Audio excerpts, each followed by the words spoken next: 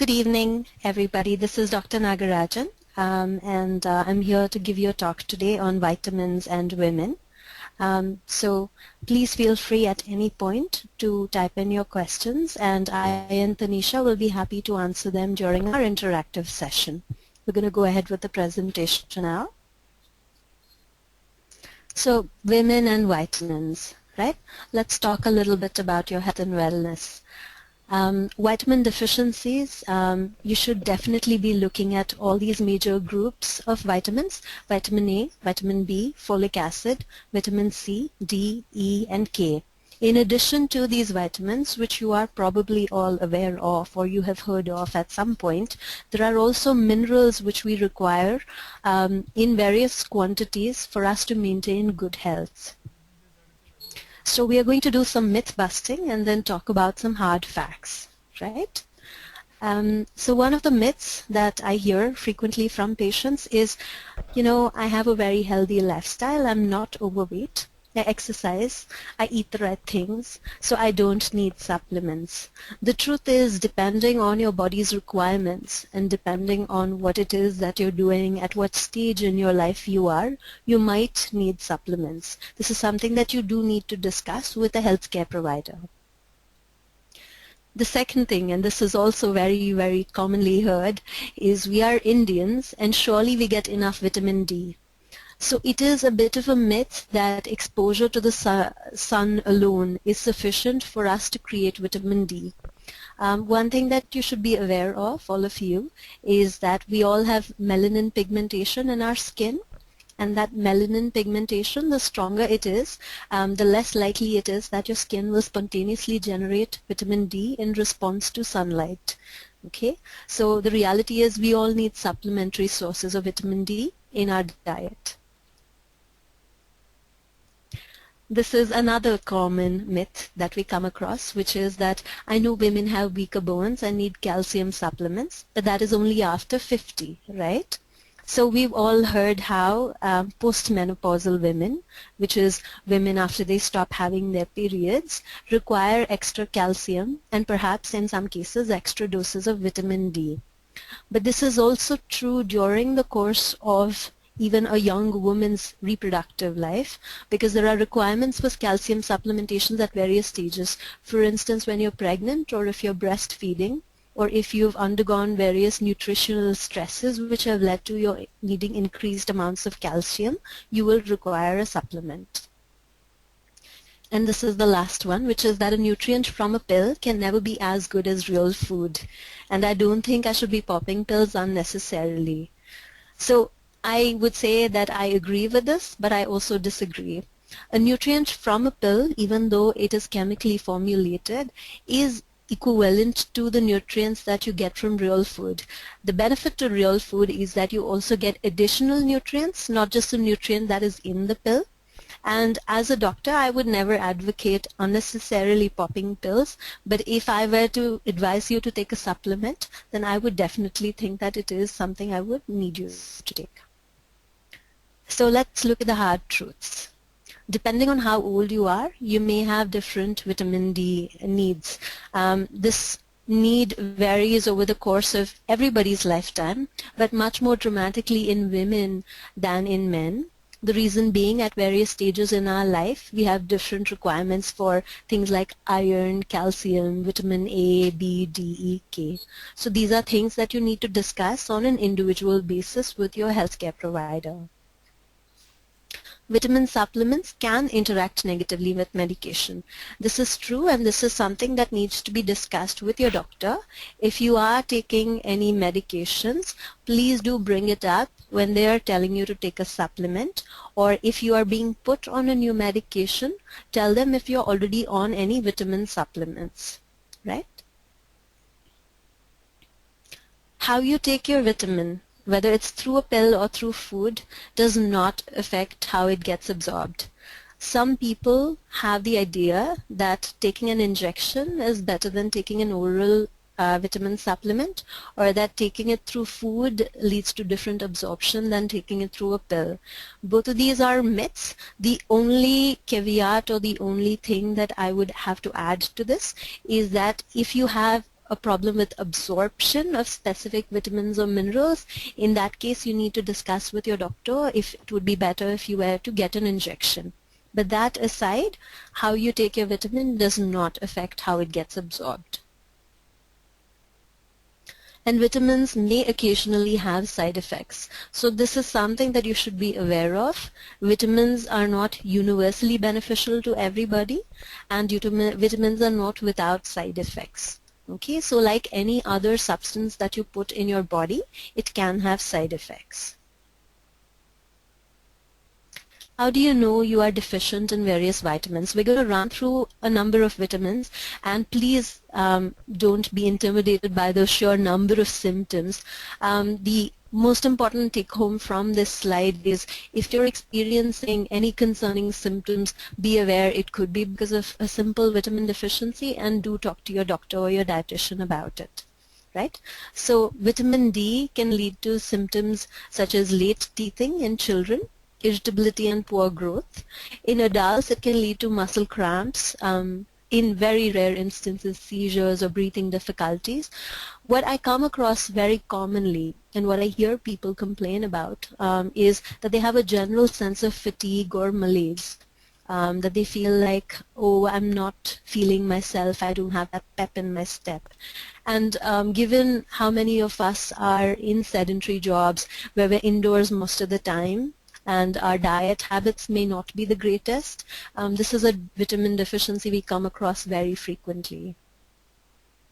Vitamin B6, all the B vitamins are important in metabolizing various carbohydrates and proteins. They form important coenzymes and cofactors in various reactions in your body. And therefore, it is required for your body to both absorb other nutrients as well as use them efficiently to deliver energy to you. A B6 deficiency specifically leads to diarrhea. In some people, anemia. If you have anemia that's not responding to iron supplementation, for instance, this is something to keep in mind. It can lead to feeling weak, irritable. Particularly in children, it can lead to irritability and temper tantrums, and inattention and hyperactivity. Again, seizures are a very uncommon sort of problem with B6 deficiency, but it is known to happen, and it is more common in children than in adults. Vitamin C deficiencies. All of you probably came across this in school, and the classic image that you were probably given in vitamin C deficiency is bleeding gums. That's one of the things we see very commonly. Something else is easy bruising, which we also come across. Frequent nosebleeds can also happen, and a slightly lowered immunity leading to frequent infections and illnesses. Something else that may occur is a joint pain and dry skin and poor appetite, but those are less likely. The commonest things are easy bruising and bleeding gums. Vitamin A is very, very important for all your skin and body lining cells. So keep that in mind. If you want to have healthy skin, healthy hair, it's really important to make sure you get sufficient quantities of vitamin A. A deficiency in vitamin A can lead to vision problems, particularly in young children.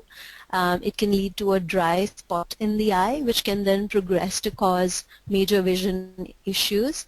In adults, it can cause dry eyes, hair loss and weight loss, overall general tiredness and weakness, scaling of skin, as well as respiratory infections and kidney stones. Night blindness is less commonly seen these days, but it is a side effect of vitamin A deficiency. Vitamin B12 is another important vitamin for you to be aware of. Vitamin B12 is necessary to keep your nerves in good condition. It's required for the metabolism and conduction in nerves. You can, if you have a deficiency, you can have these symptoms. You can have abdominal pain. You can have weakness. You may have difficulty with sleeping. Very rarely you can have edema, which is a swelling of your ankles and other parts of your body, and you may have a loss of voice. Typically, people with B12 deficiency abnormalities present to doctors come to us complaining of feeling numbness or tingling in their hands and feet. They may sometimes also experience difficulty with coordination or difficulty with walking. They may feel like when they're walking they are staggering. So that's something else to be aware of. What can you do to overcome your deficiencies? We've talked a lot about the various things that can go wrong. So let's talk a little bit about what you can do to fix it. So vitamin D, your recommended daily intake is 20 micrograms. MCG is micrograms, not milligrams. Please be aware.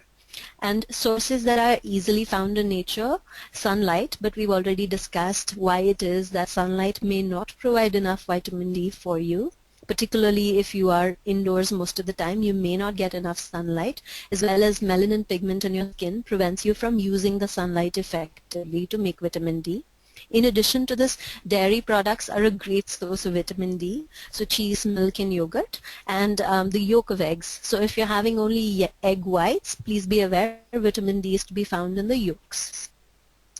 B6. For all B vitamins, any sprouts, any whole grains are great sources. Specifically for vitamin B6, nuts, bananas, cabbages, potatoes, potatoes with the skin, beware, milk, again, eggs and fatty fish. Fatty fish are also a great source of other fat-soluble vitamins like vitamin A and vitamin E. So this is something else to keep in mind. They also have other fatty acids which are beneficial to your cholesterol levels and improve your overall health. Vitamin C, your recommended daily intake is 40 to 80 milligrams. Everyone knows lemons are a great source of vitamin C, right? Other citrus fruits are also great sources of vitamin C. Strawberries and kiwis are exotic to our country, but they are also good sources of vitamin C. Tomatoes, you might be surprised. So it's really technically a fruit, not a vegetable. And it's a good source of vitamin C. It also has other substances which are good for you. So it is something that you want to be taking and take it raw, not cooked. So B vitamins and C vitamins are very heat sensitive. So if you're overcooking your vegetables or if you're heating if you're putting tomatoes in your food and you're sauteing them, you may be losing on some nutrition. Green vegetables such as broccoli are also excellent sources of vitamin C. Something else that's not mentioned here but all of you probably know as well is amla or gooseberries are an excellent source of vitamin C. So vitamin A, we talked about how it's important for your skin and for your hair and your eyes. So your recommended daily intake is 700 micrograms because it is also a fat-soluble vitamin. Vitamin A, vitamin B, E and K are fat-soluble vitamins. What this means is that if you were to take a supplement and you were to have excessive quantities, this would get stored in your liver and your body would slowly release it as you needed it. However, if you exceed even the capacity of your body to store it, it could lead to toxicity syndromes. So this is something to be aware of with regards to these four vitamins. Sources in nature for vitamin A are green leafy vegetables, apricots, and everyone knows this. Beetroots and carrots are a great source of vitamin A, right? As well as cheese, eggs, and cod liver oil. We talked about oily fish and how it's a great source of the fat-soluble vitamins. So please note. B12. So B12 is something that's recommended to be taken in the range of 1 to 1.5 micrograms again. So I don't know if you've noticed. So B12 is also a fat-soluble vitamin which gets stored. All the fat-soluble vitamins you've seen here, A, D, and B12, are in the microgram range, whereas the water-soluble vitamins like B6 and C are in the milligram range. So please take note. It's important because when you go and choose a multivitamin, you should be looking at the quantities of the various components in it. Sources in nature for vitamin B12, dairy is again a great source, eggs, fermented soya beans, and most animal products. So something that you should be aware of, if you're a strict vegetarian, meaning you don't even take dairy products, you could be at risk for a B12 deficiency. So this is something that you want to flag, and you may need to take a supplement. Let's move on to what to look for in a multivitamin. Remember, I just told you that we have to look at the quantities of the various vitamins in your multivitamin, right? So what are you looking for? You want to be sure that all of the, there are any number of multivitamins available on the market, so you want to look for the following features or characteristics. Ideally, it should contain 100% of your dietary reference intake. So there are guidelines as to what your daily intake of various vitamins should be, and your multivitamin should be close to 100%. There might be smaller doses of various other minerals such as the chloride, the phosphorus, and the potassium, but that is fine because most people will get it in their diet. But you do want to look out for enough of the vitamins, specifically the ones that we have mentioned in this presentation. You also want to make sure that your multivitamin does not have more than 200 to 300% of your recommended intake. Too much of a good thing is not always a good thing. It can lead to toxicities, particularly with the fat-soluble vitamins. So this is something that you want to watch out for. You want to make sure that these multivitamins are pharmaceutical grade. What this means is that they have a standardized process of manufacture, they have quality assurance which makes sure that they are not giving you something which is substandard, and they are regulated by various pharmaceutical agencies, right? You also want to make sure that it does not have anything you don't need in it. Frequently, people who have allergies to medications actually have allergies to the other things in the medicine, not the chemical compound itself, the preservatives, the artificial flavorings, the colorings, all of that. So try to pick a multivitamin which does not have any of these other things which you don't really need it to have. And look for one which meets your needs. As I mentioned, women particularly have varying requirements of vitamins at various times in their life cycle. So you want to make sure that this is suitable for you. So important things to remember. Multivitamins are a supplement. They are not meant to substitute what you're eating. This multivitamin that you're going to take every day, if your doctor or dietitian recommends it, does not mean that you can skip daily fruits and vegetables, does not mean that you can eat whatever you want, okay? And always check with a doctor or get medical advice before you're starting multivitamins. It's better to be safe, particularly if you're already on some medication for another medical condition. It's best to check before you start a new multivitamin. So something that I have patients come to me with a lot of complaints of, dull skin and hair. And this is something that's a common complaint, right? You or a friend or a relative will definitely have talked about this at some point or the other. What can you do to overcome deficiencies as a cause of this? Things that you want to do more of, we're going to talk about, and we're going to talk about that vis-a-vis things that you want to avoid, all right? So one thing which we've just discussed is make sure that you're taking plenty of fresh fruits and vegetables. As much as possible, try to get it from the market, get it into your home, have it as soon as you can. Definitely avoid overcooking your vegetables, and don't cut your fruit and keep it on the fridge for a very long period of time, because the longer you put it in there, the more nutritive value it's losing. Okay, and as the logo says, the slogan says, if it came from a plant, eat it. If it was made in a plant, don't eat it, right? So I think this picture speaks to the second part. Please do avoid highly processed foods. The more you make your food from scratch, the more you're assured of all the various things that go into it, and you can control how healthy it is and how much of your daily requirements it is meeting. So how do you read the labels on foods? This is a very important skill for all of us to develop. Um, One thing to always keep in mind is look at the serving size. The packet may be a 200 or 500 gram packet, and the serving size may be every 100 grams. So this is something to watch out for. You will see that it says quantities of various substances in it. Please definitely look for the amount of sodium in it. A lot of us consume much more sodium than we need.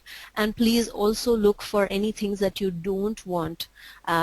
In addition to sodium, you want to look for trans fats. Trans fats are a no. And you will see how in the very last line it tells you vitamin A 0%, vitamin C 0%, calcium 6%, iron 8%. So that percentage refers to your RDI. So this is something that you need to be familiar with. We talked about artificial coloring and preservatives. So as much as possible, try to avoid anything that's brightly colored, any color which is not found in nature. You want to look at it with some suspicion. This is something that is very important for us in this day and age, refined sugar. Refined sugar has a lot of impact on your health.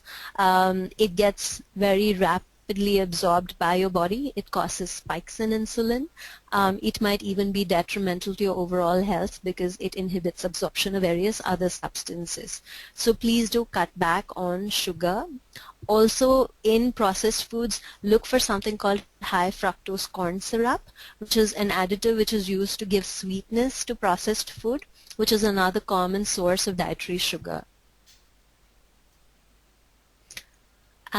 Coffee. So all of us are guilty of trying to power through a day when you're low on energy with extra cups of coffee.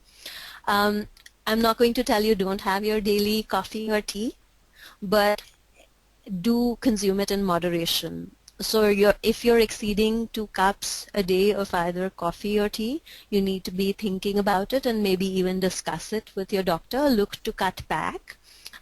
Also look at if you can switch to, if it's something you're drinking for the flavor, perhaps you can switch to decaffeinated coffee, which is now becoming more widely available in supermarkets, or you can switch to green tea instead of regular tea. There are a couple of reasons for this. The substances in coffee and tea may inhibit the absorption of other nutrients which are found in your food if you're taking it right after a meal. It can also interfere with absorption of calcium in the milk. So that is something else for you to be aware of. If you think that by having 2 cups of coffee or tea a day you're meeting your calcium requirements, then I'm afraid that that's just wrong. That's not true. Sources which are rich in B vitamins, we've already talked about some of them. So things like oat, barley, green leafy vegetables, nuts, pulses, and you can see the dairy and egg products which are there. Some kinds of meat are also good sources of this, lean meat specifically. And this is very important. Please keep your sanity in all of this talk about nutrition and about the things that you should include in your diet or not include. Don't overthink it. Definitely talk to your doctor or your dietitian. And especially if you have any medical conditions or if you're on any medication, do make it a point to consult with a doctor before starting or stopping any supplement. And the most important thing in all of this, and perhaps one thing that's missing in our everyday lives, do try to cultivate a source of inner peace, perhaps meditation, perhaps music, perhaps spending time with friends and family, but you do want to cut down on stress because that in and of itself contributes to a lot of unhealthy lifestyle factors, specifically eating issues, whether overeating, undereating, or not eating the right things. It also releases unhealthy hormones, which can make it difficult for your body to absorb the things it needs to or get rid of the things that it needs to. So that's a lot of information, and perhaps after this all of you are going to go home and say, oh wow, I just want to fix my nutrition issues. But it's important to remember that this is something that's a change you want to incorporate in your lifestyle. It's something that should be a gradual change and something that's practical or doable for you on a day-to-day basis. If you were to resolve to change everything tomorrow, it will be difficult to do so. Perhaps you could stick with it for a week, 2 weeks, and then it's easy to slip back into old habits. So it's important to be patient with yourself and be patient with both the supplement to work as well as any diet that you are on to work, because it took a while to create the problem, and so it will take a while to fix it, right? So do be aware of this. And this is something that I believe in a great deal. It's something that's close to my heart. I believe that patients should take charge of their health, and that prevention is better than cure. What does this mean? It means that you need to be well informed about what you need to do. It also means that you need to be proactive and reach out to your doctor or your dietitian and tell them, oh, tell me what I can do. I have these issues, or what should I be doing? I'm having such and such issue in my life. So let's talk about the specifics of what you can do, right? When was your last health check? This depends in part on your age. So if you're between 30 to 35, you should consider getting a health check done once in 2 years. If you are more than 35 years old, definitely get a health check once a year. It helps you catch little things that might grow into larger problems if they're left unchecked. If you are below 30 and if you have medical problems, or if you have never had a health check in your life, then you should consider getting a health check, right? What are you looking for in a health check? You want to look for things that put you at risk. At risk for what? At risk for potentially issues with your heart, with your blood vessels, and definitely issues that can lead to what we call lifestyle diseases. So we're looking at 5 parameters. We're looking at your cholesterol, we're looking at your sugar, we're looking at your blood pressure, we're looking at something called your BMI, which is your body mass index. It's a function of your weight and your height. It's a formula that's calculated, and it's a number which you want to remember or be aware of. The last parameter we are looking at is something called the waist to hip ratio. You may have come across in magazines or heard on TV or on the radio about people being apples or pears.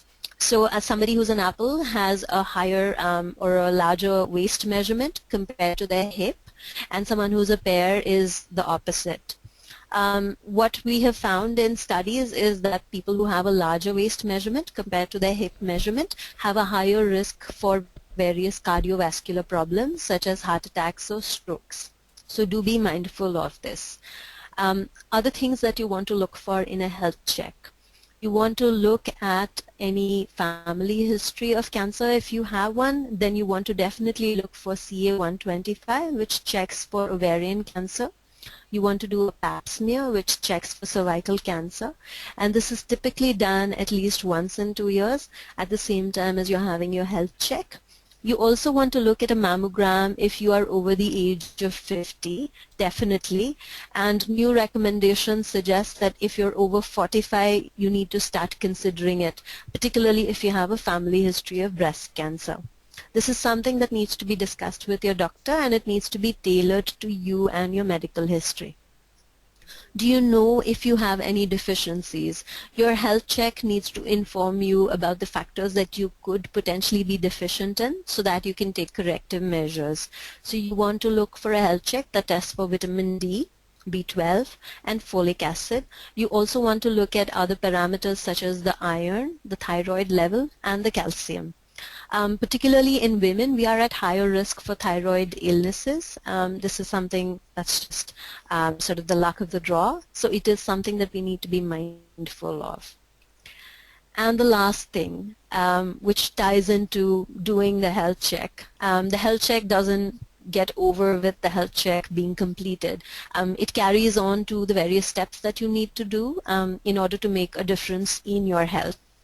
So we're looking at lifestyle changes. You may need to add on exercise. You may need to add on different kinds of exercise if you're already doing something.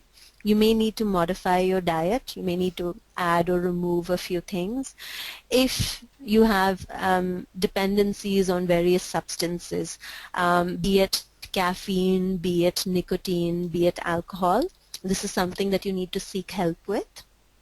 Do look at various ways to reduce stress. Yoga,